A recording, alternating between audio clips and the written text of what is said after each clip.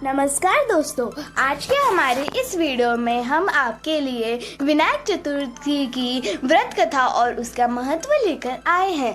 दोस्तों, चतुर्थी तिथि भगवान श्री गणेश की तिथि मणि गई है। धर्मशास्त्रों के अनुसार अमावस्या के बाद आने वाले शुक्ल पक्ष की चतुर्थी को विनायक चतुर्थी कहते हैं और इस दिन भगवान श्री गणेश की पूजा दोपहर मध्य काल में की जाती है। श्री गणेश को विघ्नहर्ता भी कहा जाता है। वे सभी के दुख और कष्टों को हरने वाले देवता है। इसीलिए भगवान श्री गणेश को प्रसन्न करने के लिए विनायक चतुर्थी का व्रत किया जाता है। दोस्तों, विनायक चतुर्थी का व्रत कथा के अनुसार एक समय की बात है।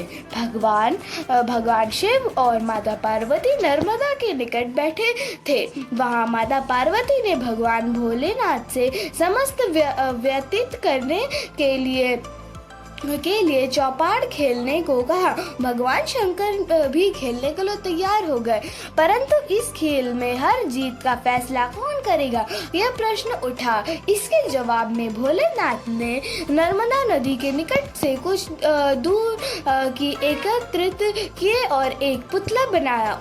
उसको प्राण प्रतिष्ठा करके उसे कहा, बेटा, हम चौपड़ खेलना चाहते हैं, परंतु हमारी हर जीत का फैसला करने वाला कोई नहीं है, इसलिए तुम बताना कि हम में से कौन हारा और कौन जीता। यह कहकर भोलेनाथ और माता पार्वती ने चौपड़ का खेलना शुरू कर दिया। इस खेल में 3 बार खेला गया और संयोगवश तीनों बार माता पार्वती जीत गई। खेल समाप्त होने पर उन्होंने बालक से कहा कि हार जीत का फैसला करो। तब बालक ने महादेव को विजय बता दिया। ये सुनकर माता पार्वती क्रोधित हो गई और क्रोध में आकर उन्होंने बालक को श्राप दिया और बोली, तुम्हारा एक पैर टूट जाए और तुम कीचड़ में पड़े रहो। यह सुनकर बालक ने माता से माफी मांगी और बोला, माता, मैं अज्ञातवश ऐसा किया है, इसे कोई देश नहीं।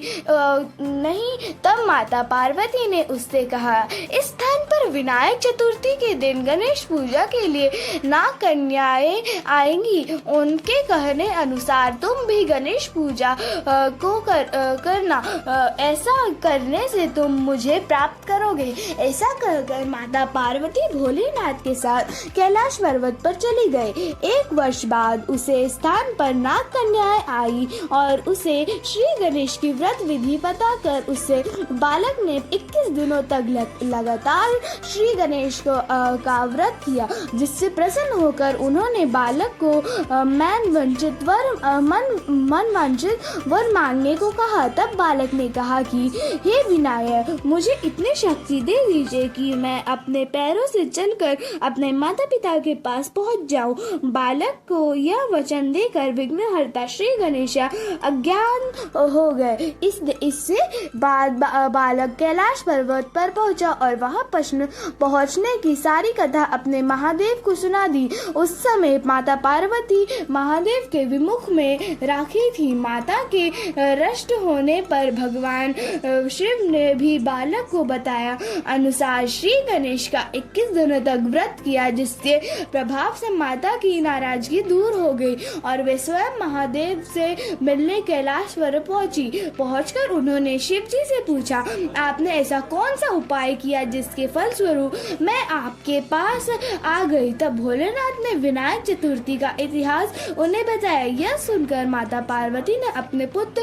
कार्तिकेय से मिलने की इच्छा जताई और इसी इच्छा से उन्होंने भी 21 दिनों तक विघ्नहर्ता श्री गणेश का व्रत किया और व्रत के 21वें दिन कार्तिकेय जी स्वयं माता पार्वती से मिलने आए। कार्तिकेय जी ने इस व्रत विश्वकर्मा जी को बताया।